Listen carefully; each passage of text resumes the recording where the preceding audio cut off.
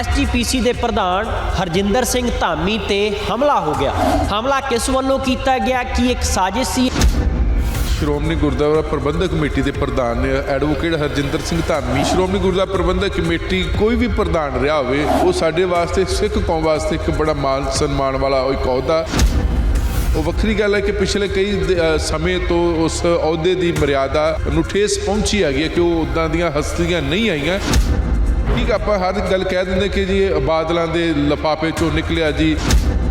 जो पंजाब दे विच खाड़कूवाद का दौर सी ते बहुत सारे जिहड़े मुंडे मारे गए सी जां उन्हां दे जिहड़े केस लड़े गए ने, जिहड़े बेकसूर मारे गए जां झूठे मुकाबले च मारे गए ने, उन्हां दा केस एडवोकेट हरजिंदर सिंह धामी हुणी लड़दे रहे ने। वो नहीं लोगों को पता है। प्रॉब्लम यह है कि जोड़ा हूँ साडा यूथ आ रहा खास करके सिख धर्म के ने जोड़े 94 95 या 90 तो बाद जोड़े जम्मे आ गए जिन्होंने वो दौर देखा नहीं है। उन्होंने तो यह है कि अज आ हीरो आ गए ने तो पिछले जीरो हो गए ने। जिन्होंने घालना की है सानू उन्होंने नहीं भुलना चाहिए है। और धामी साहब तो एक बड़े अच्छे भी बंदे ने। हुण आपां ये तो नहीं कह सकते कि वो बादलों की बोली बोलते ने, पर उस तो पहला बहुत सारे इत्थे जथेदार गुरचरण सिंह टौड़ा होनी भी वो भी तो बादलों के नाल मिल के प्रधान लगते रहे ना। उन्होंने तो कोई अपनी कोई गैबी शक्ति है तो नहीं है। धिर जिहड़ी वो कह रही है कि गुस्सा इन्ना ज़्यादा है कि गुस्सा किते भी निकल सकता है, मोर्चे 'च बैठे है। संदीप जो तुसीं मोर्चा लाउंदे तो जिहड़े उहदे 'च जाबता वो तुहानूं रखना पैंदा हैगा। 15 महीने किसानी अंदोलन चलिया है तो ਜਿਹੜੀਆਂ किसान जथेबंदियां ने 15 महीना जाबता रखा। जिदन जाबता टुट गया है उदन लाल किले ते जाके तिरंगे की थां दूजे झंडे लहराए गए ने। कमेटी भज नहीं सकती कि जी वो बाहरों शरारती आ गए। शरारतियां तो तुसीं कंट्रोल करना, कौन लोग ने, किहड़े अपने ने, किहड़े बगाने आ गए ने। और मैनूं लगदा है कि ये सोचना पऊगा कौम नूं। प्रोग्राम 16 ने सच विच तुहाडा सब दा स्वागत। मैं हाँ संदीप लादूका। गल करांगे दो विषयां ते, एक संजीदा मसला है तो दूजा सियासत नाल जुड़िया। पहला मसला कि एसजीपीसी के प्रधान हरजिंदर सिंह धामी ते हमला हो गया। हमला किस वल्लों कीता गया, की एक साजिश सी? इस दे उत्ते श्रोमणी अकाली दल एसजीपीसी की सोचती है और जिहड़े बंदी ਸਿੰਘਾਂ ਦੀ रिहाई लई मोर्चा लाई बैठे ने उन्हां दा इस मसले ते की कहना है, इस ते चर्चा करांगे। और मनप्रीत सिंह बादल साबका कांग्रेसी मंत्री का भाजपा में शामिल होना की संकेत दिंदा है? एक कदों तो कशमकश चल रही सी अंदर खाते और मनप्रीत बादल ने कांग्रेस बारे की बयान दे दिता है कांग्रेस छड्डण दे वेले। और यह भी कहा गया, पहला शब्द ही लिखा गया कि बड़े दुख नाल मैं तुहानूं दस रहा कि कांग्रेस छड्ड रहा। दुख किहड़ी गल दा है? सारियां गल्लां करांगे। मेरे नाल सीनियर पत्रकार जगतार सिंह भुल्लर जी ने। भुल्लर साहब, सब तो पहला बड़ा संजीदा मसला बंदी ਸਿੰਘਾਂ ਦੀ रिहाई नूं लैके पक्का मोर्चा लग्या, सब जानते हैं। पर जो एसजीपीसी के प्रधान एक सद्दे के तहत ही उत्थे पहुँचते हैं और उत्थे हमला हो जाना, ये की संकेत दिंदा है? और इस मसले ते जो हुण तक स्टैंड सामने आए ने, की कहना चाहोगे? संदीप मैनूं लगदा है कि बहुत ही गलत आ, मंदभागी। और श्रोमणी गुरुद्वारा प्रबंधक कमेटी के प्रधान ने एडवोकेट हरजिंदर सिंह धामी नहीं आप कह सकते।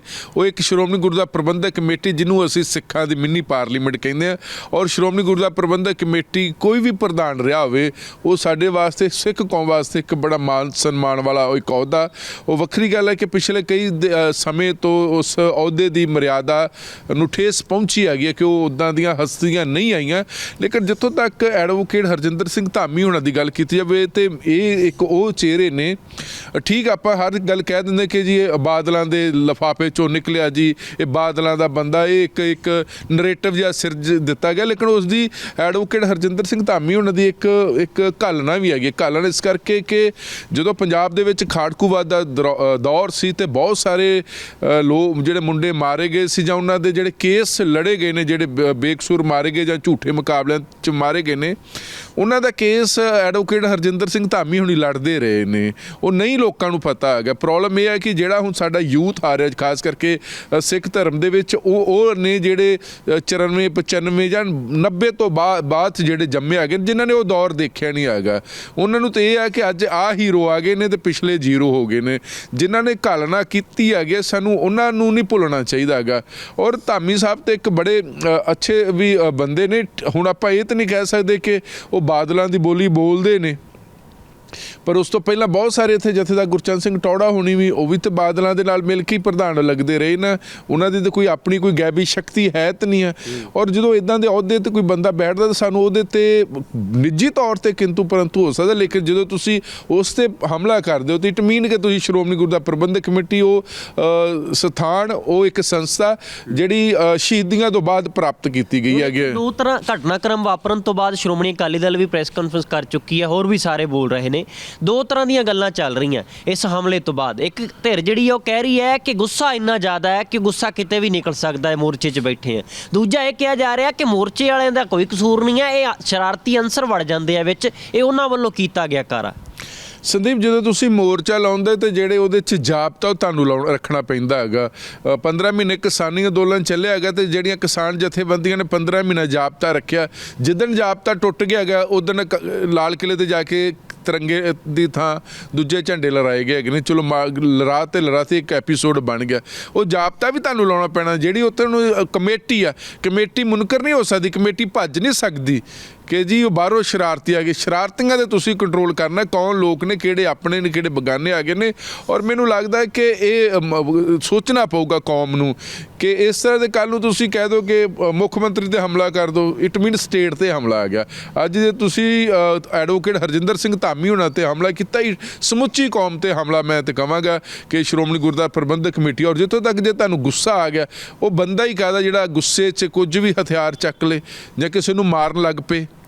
ਮੰਨ ਲਓ ਤੁਸੀਂ ਉੱਥੇ ਮਾਰਦੇ ਕੁੱਟਦੇ ਉਹ ਤੇ ਧਾਮੀ ਸਾਹਿਬ ਉੱਥੋਂ ਨਿਕਲ ਗਏ। ਤੁਸੀਂ ਇੱਕ ਸਿੱਖ ਸਭ ਤੋਂ ਬੇੜਾ ਗਰਕ ਆਪਣਾ ਕੀ ਕਰਦੇ, ਬੰਦੇ ਦੀ ਸਭ ਤੋਂ ਪਹਿਲਾਂ ਪੱਗ ਲਾਉਂਦੇ ਹੈਗੇ ਨੇ।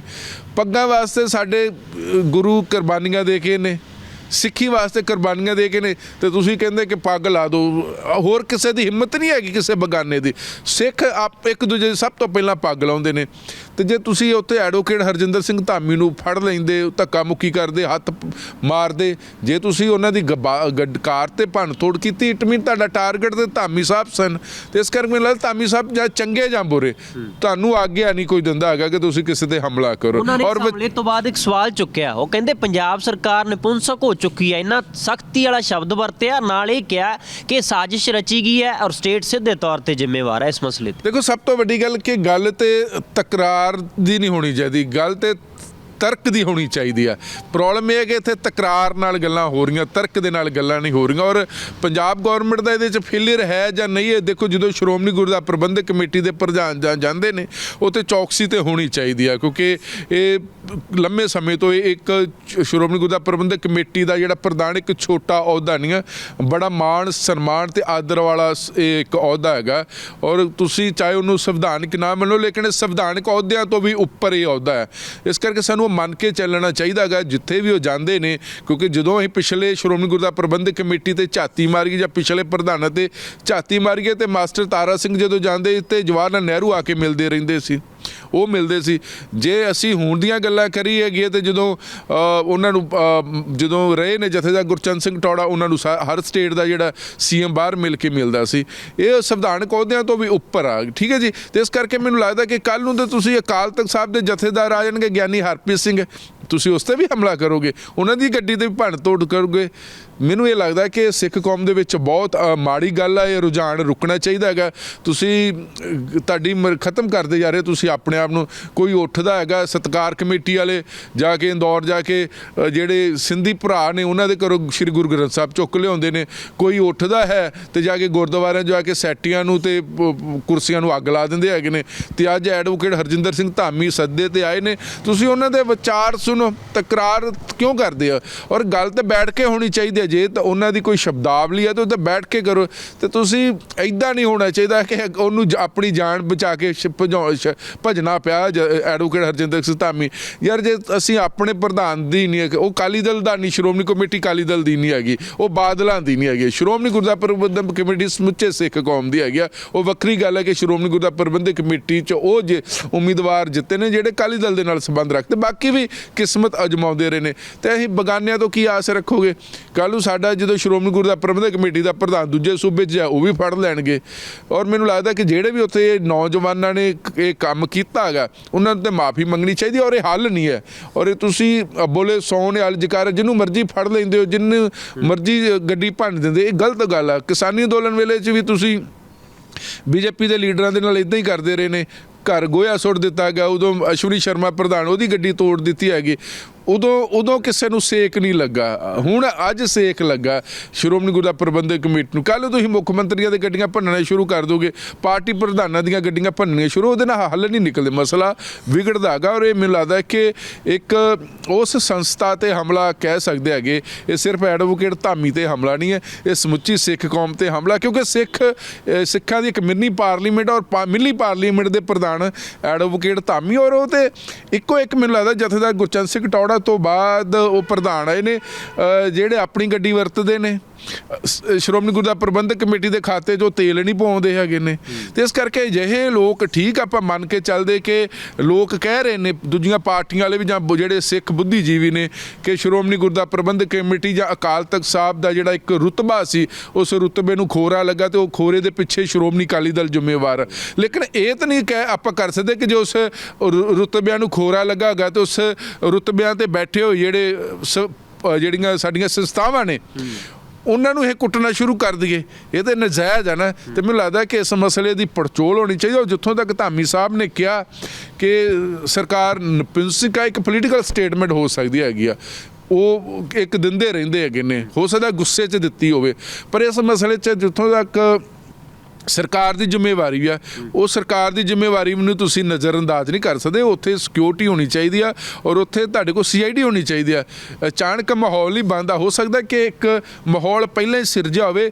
ਜਦੋਂ ਧਾਮੀ ਸਾਹਿਬ ਉੱਥੋਂ ਨਿਕਲ ਲੱਗੇ ਹੈਗੇ, ਅਜਿਹਾ ਜਾਣਬੁੱਝ ਕੇ ਪੰਗਾ ਪਾਇਆ ਗਿਆ ਜਿਸ ਕਰਕੇ ਉਹਨਾਂ ਨੂੰ ਆਪਣੀ ਜਾਨ ਬਚਾਉਣੀ ਮੈਨੂੰ ਲੱਗਦਾ ਕਿ ਮੁਸ਼ਕਿਲ ਹੋਈ, ਉਹਨੂੰ ਭੱਜਣਾ ਪਿਆ ਗਾ। ਜੀ, ਇੱਕ ਮਸਲਾ ਜੁੜਿਆ ਪੰਜਾਬ ਦੀ ਸਿਆਸਤ ਤੇ ਉਸ ਸਿਆਸਤਦਾਨ ਨਾਲ ਜਿਹੜਾ ਤਕਰੀਬਨ ਪਿਛਲੇ 12 ਸਾਲਾਂ ਤੋਂ ਲੈ ਕੇ 4 ਪਾਰਟੀਆਂ ਦਾ ਹਿੱਸਾ ਬਣ ਗਏ। ਮਨਪ੍ਰੀਤ ਸਿੰਘ ਬਾਦਲ ਦੀ ਉਸ ਪਾਸੇ ਵੱਲ ਐਂਟਰੀ, ਭਾਜਪਾ ਵੱਲ ਐਂਟਰੀ ਕੀ ਸੰਕੇਤ ਦਿੰਦੀ ਹੈ? ਔਰ ਜਿਹੜੀਆਂ ਗੱਲਾਂ ਉਹਨਾਂ ਨੇ ਲਿਖੀਆਂ ਜਦੋਂ ਰਿਜ਼ਾਈਨ ਪਾਇਆ ਤੇ ਉਹ ਕੀ ਦੱਸਦੀਆਂ ਨੇ, ਕਿਸ ਪਾਸੇ ਜਾਏਗਾ ਰੁੱਖ ਅਗਲਾ? ਸੰਦੀਪ, ਸਭ ਤੋਂ ਵੱਡੀ ਗੱਲ ਹੈ ਕਿ ਜਦੋਂ ਮਨਪ੍ਰੀਤ ਸਿੰਘ ਬਾਦਲ ਹੋਣਾ ਨੇ ਅਕਾਲੀ ਦਲ ਨੂੰ ਨੱਥ ਤੋਂ ਤੋੜਿਆ ਸੀ, ਉਦੋਂ ਸੀ ਕਿ ਵਾਰਸ ਦੀ ਲੜਾਈ ਸੀ ਕਿ ਅਕਾਲੀ ਦਲ ਦਾ ਜਾਂ ਬਾਦਲ ਪਰਿਵਾਰ ਦਾ ਵਾਰਸ ਸੁਖਬੀਰ ਸਿੰਘ ਬਾਦਲ ਹੋਊਗਾ ਜਾਂ ਮਨਪ੍ਰੀਤ ਸਿੰਘ ਬਾਦਲ ਹੋਊਗਾ। ਕਿਉਂਕਿ ਉਸ ਤੋਂ ਬਾਅਦ ਦੋਨਾਂ ਭਰਾਵਾਂ 'ਚ ਵਿਗੜ ਗਈ, ਪ੍ਰਕਾਸ਼ ਸਿੰਘ ਬਾਦਲ ਵੀ, ਗੁਰਦਾਸ ਸਿੰਘ ਬਾਦਲ ਵੀ।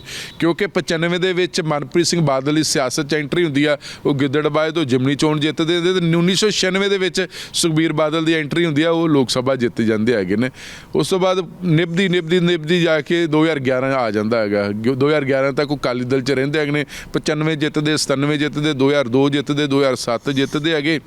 11 ਜਾ ਕੇ ਉਹ ਨਵੀਂ ਇੱਕ ਪਾਰਟੀ ਬਣਾਉਂਦੇ, ਪੀਪਲਜ਼ ਪਾਰਟੀ ਆਫ ਪੰਜਾਬ। ਕਿਸਮਤ ਲੜਾਉਂਦੇ ਹੈਗੇ ਨੇ, ਖੁਦ 2 ਸੀਟਾਂ ਤੇ ਲੜਦੇ ਨੇ। 2012 ਦੀਆਂ ਵਿਧਾਨ ਸਭਾ ਚੋਣਾਂ ਹਾਰ ਜਾਂਦੇ ਹੈਗੇ ਨੇ, ਮੌੜ ਵੀ ਤੇ ਗਿੱਦੜਬਾਹਾ ਵੀ। ਫਿਰ ਕਾਂਗਰਸ ਪਾਰਟੀ 'ਚ ਮਰਜ ਹੋ ਜਾਂਦੇ ਨੇ, ਠੀਕ ਹੈ। ਕਾਂਗਰਸ ਪਾਰਟੀ ਦੇ 2014 'ਚ ਲੋਕ ਸਭਾ ਬਠਿੰਡਾ ਲੜਦੇ, ਹਾਰ ਜਾਂਦੇ ਹੈਗੇ ਨੇ। ਫਿਰ 17 'ਚੋਂ ਜਿੱਤ ਜਾਂਦੇ, ਮਿਨਿਸਟਰ ਬਣ ਜਾਂਦੇ ਬਠਿੰਡਾ ਤੋਂ, MLA ਬਣ ਕੇ। ਔਰ ਹੁਣ ਨਵਾਂ ਉਹਨਾਂ ਦਾ ਪੈ ਗਿਆ ਹੈਗਾ ਪੇਚਾ ਕਹਿ ਲਓ, ਉਦੋਂ ਦਾ ਪੈ ਗਿਆ ਜਦੋਂ ਰਾਜਾ ਅਮਰਿੰਦਰ ਸਿੰਘ ਵੜਿੰਗ ਲਾਈਮਲਾਈਟ 'ਚ ਆਇਆ ਗਾ। ਉਹਨੂੰ ਪਾਰਟੀ ਦਾ ਪ੍ਰਧਾਨ ਬਣਾ ਕੇ ਪਾਰਟੀ ਨੇ ਤੋਰ ਦਿੱਤਾ ਕਿ ਚੱਲ ਲੀਡ ਕਰ, ਤੂੰ ਪੰਜਾਬ ਨੂੰ ਲੀਡ ਕਰ, ਕਾਂਗਰਸ ਪਾਰਟੀ ਨੂੰ ਲੀਡ ਕਰ। ਇਹਨਾਂ ਦਾ 36 ਦਾ ਅੰਕੜਾ ਹੈਗਾ, ਬਹੁਤ ਜ਼ਿਆਦਾ। ਇਸ ਮਸਲੇ ਦੇ ਵਿੱਚ ਉਹਨੂੰ ਲੱਗਦਾ ਕਿ ਹੁਣ ਮੇਰਾ ਇੱਥੇ ਸਰਵਾਈਵਲ ਔਖਾ, ਠੀਕ ਹੈ, ਮੇਰੇ ਬੰਦੇ ਨਜ਼ਰਅੰਦਾਜ਼ ਹੋ ਰਹੇ। ਔਰ ਸਭ ਤੋਂ ਵੱਡੀ ਗੱਲ ਹੈ ਕਿਉਂਕਿ ਹੁਣ ਰਾਜਾ ਅਮਰਿੰਦਰ ਸਿੰਘ ਪ੍ਰਧਾਨ ਪਾਰਟੀ ਦੇ, ਜਿੰਨੀਆਂ ਕਮੇਟੀਆਂ ਬਣੀਆਂ ਭਾਰਤ ਜੋੜੋ ਯਾਤਰਾ ਨੂੰ ਲੈ ਕੇ, ਉਹਦੇ 'ਚ ਕਿਤੇ ਵੀ ਨਾਮ ਨਹੀਂ ਹੈਗਾ। ਨਾ ਸੁਖਪਾਲ ਸਿੰਘ ਖਹਿਰਾ ਦਾ ਨਾਮ ਹੈਗਾ ਸੀ, ਨਾ ਮਨਪ੍ਰੀਤ ਸਿੰਘ ਬਾਦਲ ਦਾ ਨਾਮ ਹੈਗਾ ਸੀ। ਬੰਦਾ ਨਜ਼ਰਅੰਦਾਜ਼ ਹੋ ਗਿਆ। ਚੋਣਾਂ ਹਾਰ ਜਾਂਦਾ ਮਨਪ੍ਰੀਤ ਸਿੰਘ ਬਾਦਲ, ਸਾਰੇ ਹਾਰੇ ਵੈਸੇ, ਤੇ ਉਹ ਇਕੱਲਾ ਤੇ ਨਹੀਂ ਹਾਰੇ। ਉਹ ਫਿਰ ਬਾਹਰ ਚਲੇ ਜਾਂਦੇ ਨੇ, 4-5 ਮਹੀਨੇ ਬਾਅਦ ਆਉਂਦੇ, ਕਿਉਂਕਿ ਉੱਥੇ ਉਹਨਾਂ ਦੇ ਮਾਮਾ ਜੀ ਬਿਮਾਰ ਸਨ। ਉਹਨਾਂ ਕੋਲ ਚਲੇ ਆਉਂਦੇ ਨੇ, ਉਹਨਾਂ ਨੂੰ ਪਾਰਟੀ 'ਚੋਂ ਕੁਛ ਨਹੀਂ ਮਿਲਦਾ ਹੈਗਾ। ਪਾਰਟੀ ਦੇ ਆਉਂਦੇ ਤੇ ਚਿਹਰਾ ਹੈਗਾ। ਉਹਨਾਂ ਦੀ ਜਿਹੜੀ ਲੜਾਈ ਆ, ਉਹ ਆਪ ਤੇ ਸਿੱਧੀ ਲੜ ਨਹੀਂ ਰਹੇ ਸੀ, ਲੜਾਈ ਲੜ ਰਹੇ ਉਹਨਾਂ ਦੇ ਸਾਲਾ ਸਾਹਿਬ ਜੈਜੀਤ ਸਿੰਘ ਜੋਲ, ਉਹ ਲੜ ਰਹੇ ਸੀ, ਠੀਕ ਹੈ। ਉਹ ਰਾਜਾ ਅਮਰਿੰਦਰ ਸਿੰਘ ਵੜਿੰਗ ਨਾਲ ਇੱਟ ਖੜੱਕਾ ਚੱਲ ਰਿਹਾ ਸੀ, ਫੇਸਬੁੱਕ ਤੇ ਟਵਿੱਟਰ ਤੇ ਸਭ ਤੋਂ ਚੱਲ ਰਿਹਾ। ਹੁਣ ਸਵਾਲ ਹੈ ਕਿ ਬੀਜੇਪੀ ਦੇ ਵਿੱਚ ਜਾਣਾ, ਔਰ ਬੀਜੇਪੀ ਦੇ ਵਿੱਚ ਮੈਨੂੰ ਲੱਗਦਾ ਕਿ ਕੋਈ ਪੰਜਾਬ ਦੇ ਵਿੱਚ ਸਿੱਖ ਡੋਮੀਨੇਟ ਕਰਦੇ, ਸਿੱਖਾਂ 'ਚੋਂ ਜ਼ਿਆਦਾ ਡੋਮੀਨੇਟ ਕਰਦੇ ਨੇ ਜੱਟ ਪਰਿਵਾਰ ਡੋਮੀਨੇਟ ਕਰਦੇ। ਔਰ ਅਗਰ ਡੋਮੀਨੇਟ ਜਮਾਤ ਦੀ ਗੱਲ ਕੀਤੀ ਜਾਵੇ ਤਾਂ ਇਹ ਸਿਆਸਤ ਦੇ ਬਹੁਤ ਜ਼ਿਆਦਾ ਭੁੱਖੇ ਨੇ। ਸੱਤਾ ਤੋਂ ਬਗੈਰ ਇਹ ਰਹਿ ਨਹੀਂ ਸਕਦੇ ਗੇ, ਸੱਤਾ ਦਾ ਆਨੰਦ ਮਾਣਨ 'ਚ ਇਹਨਾਂ ਨੂੰ ਪੂਰਾ ਵਿਸ਼ਵਾਸ। ਇਸ ਕਰਕੇ ਸਭ ਤੋਂ ਜ਼ਿਆਦਾ ਜਿਹੜਾ ਪਲਟੀ ਆ, ਸਿੱਖਾਂ 'ਚੋਂ ਜ਼ਿਆਦਾ ਜੱਟ ਸਿੱਖ ਮਾਰਦੇ ਹੈਗੇ ਹੈਗੇ ਨੇ। ਔਰ ਸਭ ਤੋਂ ਪਹਿਲਾਂ ਜਦੋਂ ਲੱਗਾ ਕਿ ਇਹਨਾਂ ਨੂੰ ਪੰਜਾਬ 'ਚ ਨਹੀਂ ਸਾਡੀ ਕੁਛ ਰਹਿ ਗਿਆ, ਕੁਛ ਅਸੀਂ ਲਵਾਰਸ ਹੋ ਗਏ ਆ, ਲੱਗਾ ਕਿ ਸੈਂਟਰ ਦੇ ਵਿੱਚ ਬੀਜੇਪੀ 2 ਵਾਰ ਰਾਜ ਕਰ ਰਹੀ ਆ, 2014 ਤੋਂ ਲੈ ਕੇ 19 ਤੋਂ ਲੈ ਕੇ 24, ਤੇ 24 'ਚ ਲੋਕੀ ਹੁਣ ਤੋਂ ਹੀ ਕਹਿ ਰਹੇ ਨੇ ਕਿ 24 ਦੇ ਵਿੱਚ ਵੀ ਬੀਜੇਪੀ ਆ ਸਕਦੀ ਹੈਗੇ। ਆ ਸਕਦੀ ਦੇ ਚੱਕਰ 'ਚ ਪੰਜਾਬ ਦੇ ਸਮੁੱਚਾ ਜਿਹੜਾ ਕਾਂਗਰਸ ਦਾ ਜਿਹੜਾ ਸਿੱਖ ਡੋਮੀਨੇਟ ਸੀ ਜਾਂ ਜੱਟ ਸਿੱਖ ਸੀ, ਉਹਨਾਂ ਨੇ ਸਭ ਤੋਂ ਵੱਧ ਜਿਹੜੀਆਂ ਪਲਟੀਆਂ ਮਾਰੀਆਂ ਨੇ, ਕਾਂਗਰਸ ਛੱਡ ਕੇ ਉਹਦੇ 'ਚ ਗਏ ਨੇ ਬੀਜੇਪੀ 'ਚ। ਕੌਣ ਗਿਆ ਸਭ ਤੋਂ ਪਹਿਲਾਂ? ਕੈਪਟਨ ਅਮਰਿੰਦਰ ਸਿੰਘ। ਸੱਤਾ ਦਾ ਉਹ ਵੀ ਬਹੁਤ ਭੁੱਖੇ ਨੇ ਕੈਪਟਨ ਅਮਰਿੰਦਰ ਸਿੰਘ। 98 ਦੇ ਵਿੱਚ 97 'ਚ ਟਿਕਟ ਨਹੀਂ ਮਿਲੀ, 98 'ਚੋਂ ਪਾਰਟੀ ਪ੍ਰਧਾਨ ਬਣ ਜਾਂਦੇ ਹੈਗੇ ਨੇ, 2002 'ਚੋਂ ਮੁੱਖ ਮੰਤਰੀ ਬਣ ਜਾਂਦੇ ਨੇ। ਉਸ ਤੋਂ ਬਾਅਦ ਮੁੱਖ ਮੰਤਰੀ ਬਣਦੇ ਬੜੇ ਪ੍ਰਧਾਨ ਰਹੇ, ਲਾਲ ਸਿੰਘ ਰਹੇ, ਸ਼ਮਸ਼ੇਰ ਸਿੰਘ ਦੁੱਲੋ ਰਹੇ, ਪ੍ਰਤਾਪ ਸਿੰਘ ਬਾਜਵਾ ਵੀ ਰਹੇ, ਕਿਸੇ ਨੂੰ ਉਹਨਾਂ ਨੇ ਟਿਕਟ ਨਹੀਂ ਦਿੱਤਾ ਹੈਗਾ। ਫਿਰ ਪ੍ਰਧਾਨ ਬਣ ਗਏ, ਮੁੱਖ ਮੰਤਰੀ ਬਣ ਗਏ ਨਾ। ਫਿਰ ਲਾ ਲਓ ਬਲਬੀਰ ਸਿੰਘ ਸਿੱਧੂ, ਗੁਰਪ੍ਰੀਤ ਸਿੰਘ ਕਾਂਗੜ, ਕੇਵਲ ਸਿੰਘ ਢਿੱਲੋਂ, ਰਾਣਾ ਗੁਰਮੀਤ ਸਿੰਘ ਸੋਢੀ, ਉਹ ਜਿਹੜੇ ਚਿਹਰੇ ਨੇ ਜਿਹੜੇ ਡੋਮੀਨੇਟ ਕਰਦੇ ਹੈਗੇ, ਨੂੰ ਲੱਗਦਾ ਕਿ ਹੁਣ ਬੀਜੇਪੀ ਦੇ ਸਿਰ ਤੇ ਪੰਜਾਬ 'ਚ ਰਾਜ ਕਰਾਂਗੇ। ਹੋ ਸਕਦਾ ਕਿ ਬਾਕੀ ਸੂਬਿਆਂ ਦੇ ਵਿੱਚ ਆਪਾਂ ਬਿਜ਼ਨਸ ਕਾਰੋਬਾਰ ਵੀ ਵਧਾਈਏ, ਕਿਉਂਕਿ ਬੀਜੇਪੀ ਇੱਕ ਬਹੁਤ ਵੱਡੀ ਪਾਰਟੀ, ਦੁਨੀਆ ਦੀ ਇੱਕ ਉਹ ਵੱਡੀ ਪਾਰਟੀ, ਇੱਕ ਸ਼ਕਤੀਸ਼ਾਲੀ ਪਾਰਟੀ ਬਣ ਗਈ ਆ। ਤੇ ਜੋ ਸ਼ਕਤੀਸ਼ਾਲੀ ਪਾਰਟੀ ਆ, ਤੇ ਇਸ ਕਰਕੇ ਉਹ ਸ਼ਕਤੀਸ਼ਾਲੀ ਪਾਰਟੀ ਨਾਲ ਤੁਸੀਂ ਖੁਦ ਵੀ ਮਜ਼ਬੂਤ ਹੁੰਦੇ ਹੋ। ਤੇ ਮੈਨੂੰ ਲੱਗਦਾ ਇਹ ਸਾਰਾ ਉਹ ਸਿਆਸਤ ਦਾ ਚੱਕਰ। ਬੀਜੇਪੀ ਨੂੰ ਵੀ ਚਾਹੀਦੇ, ਪੰਜਾਬ ਦੇ ਵਿੱਚ ਬੀਜੇਪੀ ਹੈ ਕਿ ਇਕੱਲੇ 23 ਸੀਟਾਂ ਤੇ ਲੜਦੀ, ਉਹਨਾਂ ਨੂੰ ਹੁਣ 117 ਬੰਦੇ ਚਾਹੀਦੇ ਨੇ, 117 ਬੰਦੇ ਚਾਹੀਦੇ ਨੇ, ਉਹਦੇ 'ਚ ਜੱਟ ਸਿੱਖ ਚਾਹੀਦੇ ਨੇ, ਤੇ ਜੱਟ ਸਿੱਖ ਉਹਨਾਂ ਨੇ ਲੱਭਣੇ ਸ਼ੁਰੂ ਕਰਤੇ। ਔਰ ਖਾਸ ਕਰਕੇ ਮਾਲਵਾ, ਕੈਪਟਨ ਅਮਰਿੰਦਰ ਸਿੰਘ ਦਾ ਆਪਣਾ ਜਲਵਾ, ਉਹ ਵੱਖਰੀ ਗੱਲ ਹੈ ਕਿ ਉਹਦੀ ਬੜੀ ਮੁਸ਼ਕਿਲ ਆ, ਹਾਰ ਹੀ ਹੋਈ ਹੈ, ਜ਼ਮਾਨਤ ਤੇ ਬਚ ਹੀ ਗਏ ਨੇ। ਪਰ ਤੁਸੀਂ ਦੇਖੋ ਗੁਰਪ੍ਰੀਤ ਕਾਂਗੜ ਆ ਗਿਆ, ਕੇਵਲ ਸਿੰਘ ਢਿੱਲੋਂ ਆ ਗਿਆ, ਦਮਨ ਬਾਜਵਾ ਆ ਗਈ, ਹਾਲੇ ਤਾਂ ਆਪਾਂ ਕੋਈ ਨਾਮ ਗਿਣਾਏ ਨਹੀਂ, ਬਹੁਤ ਸਾਰੇ ਨਾਮ ਰਹਿ ਵੀ ਗਏ ਹੋਣਗੇ। ਠੀਕ ਹੈ, ਹੁਣ ਤੁਹਾਡਾ ਬਠਿੰਡੇ ਤੱਕ ਤੁਸੀਂ ਮਨਪ੍ਰੀਤ ਨੂੰ ਕਰ ਲਿਆ ਗਾ, ਔਰ ਮਨਪ੍ਰੀਤ ਹੁਣ ਗਾਂ ਬਠਿੰਡਾ ਲੋਕ ਸਭਾ ਲੜਦੇ ਕਿ ਨਹੀਂ ਲੜਦੇ, ਪਰ ਬੀਜੇਪੀ ਨੇ ਸਿੱਖ ਚਿਹਰੇ, ਸਿੱਖਾਂ 'ਚੋਂ ਜਿਹੜਾ ਜੱਟ ਸਿੱਖ ਚਿਹਰੇ ਨੇ ਉਹ ਲੱਭਣੇ ਸ਼ੁਰੂ ਕਰਤੇ, ਤਲਾਸ਼ਣੇ ਸ਼ੁਰੂ ਕਰਤੇ, ਔਰ ਬੀਜੇਪੀ ਇੱਕ ਹੈਵੀ ਵੇਟ ਬਣ ਗਈ ਹੈਗੀ ਪਾਰਟੀ ਪੰਜਾਬ ਦੇ ਵਿੱਚ। ਅੱਗੇ ਪੰਜਾਬ ਦੇ ਬੀਜੇਪੀ ਦਫ਼ਤਰ 'ਚ 4-5 ਜਿਹੜੇ ਚਿਹਰੇ ਨੇ ਉਹ ਦੇਖਣ ਨੂੰ ਮਿਲਦੇ। ਹਾਲਾਤ ਤੇ ਇਹ ਹੋ ਗਏ ਨੇ ਸੰਦੀਪ ਕਿ ਜੇ ਤੁਸੀਂ ਬੀਜੇਪੀ ਦੇ ਦਫ਼ਤਰ ਜਾਓ, ਇਵੇਂ ਲੱਗਦਾ ਕਿ ਤੁਸੀਂ ਬੀਜੇਪੀ ਦਫ਼ਤਰ ਨਹੀਂ ਆ ਗਏ, ਕਾਂਗਰਸ ਪਾਰਟੀ ਦੇ ਦਫ਼ਤਰ ਆ ਗਏ ਹੋ। ਸਾਰੇ ਦੇ ਸਾਰੀ ਪਹਿਲੀ ਜਿਹੜੀ ਫਰੰਟ ਲਾਈਨ ਹੁੰਦੀ ਆ, ਉਹ ਕੌਣ ਬੈਠੇ ਹੁੰਦੇ ਨੇ? ਕਾਂਗਰਸੀ ਬੈਠੇ ਹੁੰਦੇ ਨੇ, ਜਿਹੜੇ ਅੱਜ ਕੱਲ੍ਹ ਬੀਜੇਪੀ ਦੇ ਬਣ ਗਏ। ਈਵਨ ਕਿ ਜਿਹੜੇ ਅਫਸਰ ਵੀ ਨੇ, ਜਿਹੜੇ ਸੱਤਾ ਦੇ ਭੁੱਖੇ ਰਹੇ ਨੇ, ਸੱਤਾ ਦੇ ਆਨੰਦ ਮਾਣਦੇ ਰਹਿੰਦੇ ਹੈਗੇ ਨੇ, ਚਾਹੇ ਚਰਨਜੀਤ ਚੰਨੀ ਜਿਹੜੇ IAS ਰਿਟਾਇਰ ਹੋਏ ਨੇ, ਚਾਹੇ DGP ਜਿਹੜੇ ਰਿਟਾਇਰ ਹੋਏ ਨੇ, ਸਰਬਦੀਪ ਸਿੰਘ ਵਿਰਕ, ਬਹੁਤ ਸਾਰੇ ਇੱਦਾਂ ਦੇ ਚਿਹਰੇ ਹੈਗੇ ਨੇ। ਇਸ ਕਰਕੇ ਲੱਗਦਾ ਕਿ ਸਵਾਲ ਇਹ ਹੈ ਕਿ ਇਹਨਾਂ ਨੂੰ ਟਿਕਟ ਵੀ ਮਿਲੂਗੀ। ਸੁਨੀਲ ਜਾਖੜ ਸਾਹਿਬ ਵੀ ਚਲੇ ਗਏ, ਉਹਨੂੰ ਕਹਿ ਲਓ ਜੱਟ ਕਹਿ ਲਓ ਜਾਂ ਜਾਟ ਕਹਿ ਲਓ, ਉਹ ਇੱਕੋ ਜਿਹੀ, ਉਹ ਵੀ ਆ, ਸਿਸਟਮ ਇੱਕੋ ਜਿਹੀ ਆ। ਤੇ ਇਸ ਮਸਲੇ 'ਚ ਲੱਗਦਾ ਕਿ ਇਹ ਜਿਹੜਾ ਹੁਣ ਪੰਜਾਬ ਦੀ ਜਨਤਾ, ਚਾਹੇ ਅੱਜ ਉੱਥੇ ਕਹਿ ਰਹੇ ਕਿ ਗਿੱਦੜਬਾਹੇ ਦੇ ਲੋਕ ਬਹੁਤ ਖੁਸ਼ ਹੋਏ ਨੇ ਕਿ ਚੰਗਾ ਹੋ ਗਿਆ ਮਨਪ੍ਰੀਤ ਸਿੰਘ ਬਾਦਲ ਚਲ ਗਏ। ਲੋਕ ਤੇ ਕਹਿੰਦੇ ਕਿ ਇਹ ਵੀ ਚਰਚਾ ਸ਼ੁਰੂ ਹੋ ਗਈ ਕਿ ਪਹਿਲਾਂ ਨੀਲੀ ਤੋਂ ਪੱਗ ਆ ਗਈ, ਉਹ ਕੇਸਰੀ ਆ ਗਈ ਸ਼ਹੀਦ ਆਜ਼ਮ ਸਰਦਾਰ ਭਗਤ ਸਿੰਘ ਦੀ, ਉਸ ਤੋਂ ਬਾਅਦ ਚਿੱਟੀ ਆ ਗਈ, ਚਿੱਟੀ ਤੋਂ ਬਾਅਦ ਭੰਗਵੀਂ ਆ ਗਈ ਹੈ ਨਾ। ਤੇ ਤੁਸੀਂ ਉਹਨਾਂ ਦੀ ਇੱਕ ਹੋਰ ਬੜੀ ਵਧੀਆ ਵਾਇਰਲ ਹੋ ਰਹੀ ਆ, ਉਹ ਮਹਾਤਮਾ ਗਾਂਧੀ ਸਾਹਿਬ ਦੀ ਸਾਊਥ ਅਫਰੀਕਾ ਦੀ ਘਟਨਾ ਨੂੰ ਕਰ ਰਹੇ ਨੇ ਕਿ ਜਿਵੇਂ ਅਸੀਂ ਇੰਡੀਆ 'ਚੋਂ ਗੋਰਿਆਂ ਨੂੰ ਬਾਹਰ ਕੱਢਣਾ ਵਾ, ਤੇ ਲਖੀਮਪੁਰ ਦੇ ਸੰਬੋਧਨ ਹੀ ਕਰ ਰਹੇ ਕਿ ਅਸੀਂ ਬੀਜੇਪੀ ਨੂੰ ਦੇਸ਼ 'ਚੋਂ ਬਾਹਰ ਕੱਢਣਾ ਹੈਗਾ। ਅੱਜ ਉਸੇ ਬੀਜੇਪੀ 'ਚ ਰਲ ਗਏ ਹੈਗੇ ਨੇ। ਤੇ ਇਸ ਕਰਕੇ ਸਾਰੀਆਂ ਚੀਜ਼ਾਂ ਬਾਹਰ ਵੀ ਆ ਰਹੀਆਂ। ਪਰ ਹੁਣ ਸਵਾਲ ਆ ਕਿ 24 ਦੀ ਤਿਆਰੀ ਬੀਜੇਪੀ ਕਰਕੇ ਬੈਠੀ ਆ, ਤੇ ਬੀਜੇਪੀ ਨੂੰ ਇੱਦਾਂ ਚਿਹਰੇ ਚਾਹੀਦੇ ਨੇ। ਹਿੰਦੁਸਤਾਨ ਦੇ ਵਿੱਚ 400 ਦੇ ਕਰੀਬ MLA ਤੇ MP ਬੀਜੇਪੀ ਕੋ ਉਹ ਨੇ, ਜਿਹੜੀਆਂ ਵੱਖ-ਵੱਖ ਪਾਰਟੀਆਂ 'ਚੋਂ ਜਿਹੜੇ ਲੋਕ ਸ਼ਾਮਲ ਬੀਜੇਪੀ 'ਚ ਹੋਏ ਤੇ ਜਿੱਤੇ ਨੇ। ਜਿਵੇਂ ਪਿੱਛੇ ਜਿਹੜਾ ਗੁਜਰਾਤ 'ਚ ਇਲੈਕਸ਼ਨ ਹੋਈ ਆ ਤੇ ਹਾਰਦਿਕ ਪਟੇਲ ਹੋਣੀ, ਬਹੁਤ ਸਾਰੇ ਹਰ ਸਟੇਟ ਦੇ ਵਿੱਚ ਹੀ ਆ। ਹਰਿਆਣੇ ਦੇ ਵਿੱਚ ਵੀ ਲੋਕ, ਉੱਥੇ ਬਹੁਤ ਸਾਰੇ ਜਾਟ ਏਰੀਆ ਸੀ। VK ਸਿੰਘ ਹੀ ਆਰਮੀ ਚੀਫ ਸੀ, ਉਹ ਮਿਨਿਸਟਰ ਬਣ ਗਏ ਹੈਗੇ। ਚੌਧਰੀ ਬਰਿੰਦਰ ਸਿੰਘ ਸੀ, ਕਾਂਗਰਸ ਦੇ ਇੱਕ ਧਾਕੜ ਲੀਡਰ ਸੀ, ਔਰ ਸਰ ਛੋਟੂ ਰਾਮ ਦਾ ਉਹ ਦੋਤਾ ਸੀ, ਹੈ ਨਾ, ਉਹ ਵੀ ਬੀਜੇਪੀ 'ਚ ਚਲ ਗਏ। ਉਹਨਾਂ ਦਾ ਮੁੰਡਾ IAS ਸੀ, ਉਹਨੂੰ ਬਜਿੰਦਰ ਸਿੰਘ ਨੂੰ ਨੌਕਰੀ ਛਡਾਈ ਤੇ ਲੋਕ ਸਭਾ ਮੈਂਬਰ ਬਣਾਇਆ। ਤੇ ਮੈਨੂੰ ਲੱਗਦਾ ਕਿ ਜੱਟ ਔਰ ਜਾਟ ਜਿਹੜੇ ਇਸ ਰੀਜਨ ਦੇ ਵਿੱਚ ਪੋਲਿਟਿਕਸ ਦੇ ਵਿੱਚ ਡੋਮੀਨੇਟ ਬਰਾਦਰੀਆਂ ਨੇ, ਉਹ ਸੱਤਾ ਤੋਂ ਬਗੈਰ ਨਹੀਂ ਰਹਿ ਸਕਦੇ ਹੈਗੀਆਂ। ਔਰ ਬੀਜੇਪੀ ਨੂੰ ਵੀ ਲੋੜ ਆ। ਬੀਜੇਪੀ ਨੂੰ ਕੀ ਮਾੜਾ ਹੈਗਾ, ਐਡੇ ਵੱਡੇ ਵੱਡੇ ਚਿਹਰੇ ਮਿਲ ਰਹੇ ਹੈਗੇ ਨੇ। ਉਹ ਇਹ ਤਾਂ ਆਉਣ ਵਾਲਾ ਸਮਾਂ ਹੀ ਦੱਸੂਗਾ ਨਾ ਕਿ ਨਾਮ ਵੱਡੇ ਤੇ ਜਾਂ ਦਰਸ਼ਨ ਛੋਟੇ। ਇਹਦੇ ਜਾਂ 24 'ਚ ਪਤਾ ਲੱਗੂਗਾ, 27 'ਚ। ਲੇਕਿਨ ਇੱਕ ਹਵਾ ਤੇ ਬਣ ਹੀ ਰਹੀ ਆ, ਤੇ ਬੀਜੇਪੀ ਨੂੰ ਹੋਰ ਕੀ ਮਾੜਾ ਗਾ। ਪਰ ਮਨਪ੍ਰੀਤ ਸਿੰਘ ਦੇਖਦੇ ਕਿ ਲੋਕ ਇਹ ਵੀ ਚਰਚਾ ਕਰੇ ਕਿ ਹੁਣ ਜਿਹੜੇ ਗਾਲਬ ਸਾਹਿਬ ਹੁਣ ਜਾ ਕੇ ਬੀਜੇਪੀ ਦੀਆਂ ਸਟੇਜਾਂ ਦੇ ਵਿੱਚ ਸ਼ਹਿਰੋ ਸ਼ਾਇਰੀ ਕਰਨਗੇ ਨਾ, ਉਹਦੇ ਨਾਲ ਪੰਜਾਬ ਦਾ ਕਿੰਨਾ ਭਲਾ ਹੁੰਦਾ, ਬੀਜੇਪੀ ਦਾ ਕਿੰਨਾ ਭਲਾ ਹੁੰਦਾ, ਉਹ ਬਾਅਦ ਦੀਆਂ ਗੱਲਾਂ। ਇਹ ਜਿਹੜੇ ਲੀਡਰ ਜਾ ਰਹੇ ਨੇ ਇਹਨਾਂ ਦਾ ਤਾਂ ਭਲਾ ਹੋ ਹੀ ਰਿਹਾ। ਇਹਨਾਂ ਨੂੰ ਫਿਲਹਾਲ ਕੀ ਭਲਾ ਹੋ ਰਿਹਾ? ਕਿਸੇ ਨੂੰ ਐਕਸ ਕੈਟਾਗਰੀ ਦੀ ਸਿਕਿਉਰਿਟੀ ਮਿਲੀ, ਕਿਸੇ ਨੂੰ ਵਾਈ ਦੀ ਮਿਲ ਰਹੀ ਹੈ, ਕਿਸੇ ਨੂੰ ਵਾਈ ਪਲੱਸ ਮਿਲ ਰਹੀ ਹੈਗੀ ਹੈ। ਜੀ ਬਹੁਤ ਸ਼ੁਕਰੀਆ। ਧੰਨਵਾਦ। ਪ੍ਰੋਗਰਾਮ 16 ਨੇ ਸੱਚ ਵਿੱਚ ਦੋ ਮੁੱਦਿਆਂ ਤੇ ਗੱਲਬਾਤ ਕੀਤੀ ਹੈ। ਤੁਸੀਂ ਕੀ ਸੋਚਦੇ ਹੋ, ਕੀ ਸਮਝਦੇ ਹੋ? ਆਪਣੀ ਰਾਏ ਸਾਂਝੀ ਕਰ ਸਕਦੇ ਹੋ। ਫਿਲਹਾਲ ਅੱਜ ਦੀ ਇਸ ਚਰਚਾ ਵਿੱਚ ਇੰਨਾ ਹੀ। ਸਾਨੂੰ ਦਿਓ ਆਗਿਆ। ਧੰਨਵਾਦ।